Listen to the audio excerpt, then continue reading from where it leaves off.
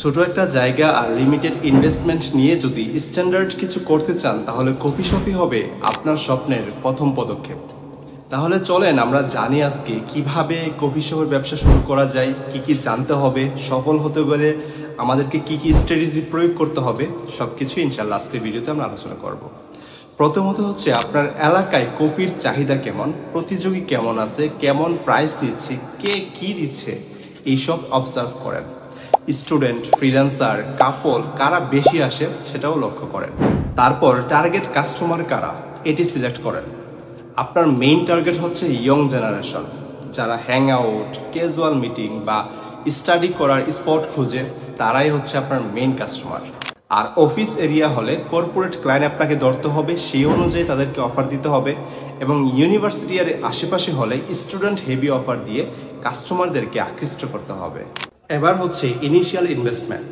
দেখেন, এই ব্যবসা করতে আসলে খুব বেশি একটা টাকা লাগে না, আপনি 50,000 টাকা হলে শুরু করতে পারবেন। তবে একটু ভালোভাবে করতে গেলে 2 থেকে 3 লক্ষ টাকা দিয়ে আপনি শুরু করতে পারেন।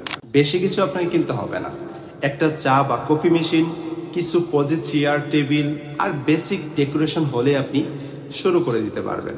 তারপর বিজনেস মডেলটা এরকম রাখতে পারেন, ফিক্সড একটা location plus takeaway plus online delivery, এই তিনটাকে মিক্স করে বিজনেস মডেলটা তৈরি করতে পারেন।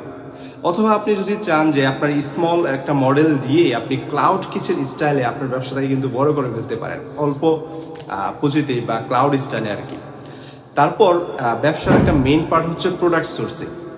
আপনার লাগবে হচ্ছে কফি বিনস, তারপর milk, sugar, one time cup, এগুলো আপনি হোলসেলে কিনতে পারেন কিংবা লোকাল সাপ্লায়ার থেকে কিনতে পারেন। আপনি হোলসেলে কেনার জন্য চকবাজার থেকে নিতে পারেন। আর যদি প্রিমিয়াম হতে চান তাহলে ব্র্যান্ডেড কফি যেমন নেসক্যাফে, লাভাজ্জা, এইগুলা দিয়ে শুরু করতে পারেন। এবার হচ্ছে ডকুমেন্ট। সিটি কর্পোরেশন কিংবা ইউনিয়ন অফিস থেকে একটা ট্রেড লাইসেন্স বানিয়ে নেবেন। খাবারজাত পণ্য যেহেতু বিক্রি করতেছেন, তাই প্রয়োজন হলে স্বাস্থ্য অধিদপ্তর থেকে অনুমোদন নিতে পারেন।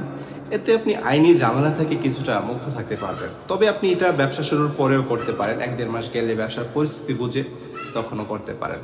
এরপর হচ্ছে ব্র্যান্ডিং এবং হচ্ছে মার্কেটিং। একটা সুন্দর নাম দেন, কেচি, সহজ এবং ইয়ং ফ্রেন্ডলি।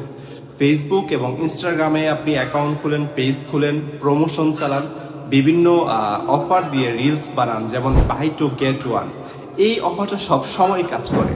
তারপর ফ্ল্যাট 10% ডিসকাউন্ট, এই টাইপের বিভিন্ন অফার দিয়ে কাস্টমারদেরকে আকৃষ্ট করবেন।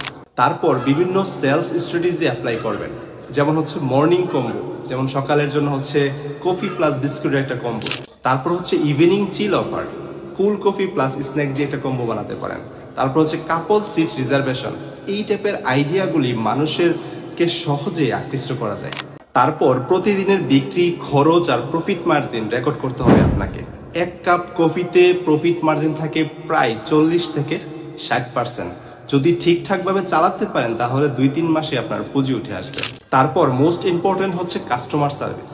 আপনি ভালো কফি দিলেন মানে অর্ধেক বিজনেস হইল, আর ভালো ব্যবহার করলেন মানে বাকি অর্ধেক।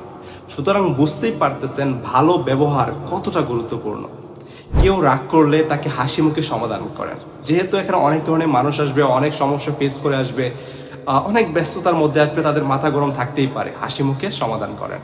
তারপর ফ্রি ওয়াইফাই দেওয়া, হাসি মুখে অর্ডার নেওয়া, ক্লিন পরিবেশ, এগুলোই আপনার রিপিট কাস্টমার বানাবে।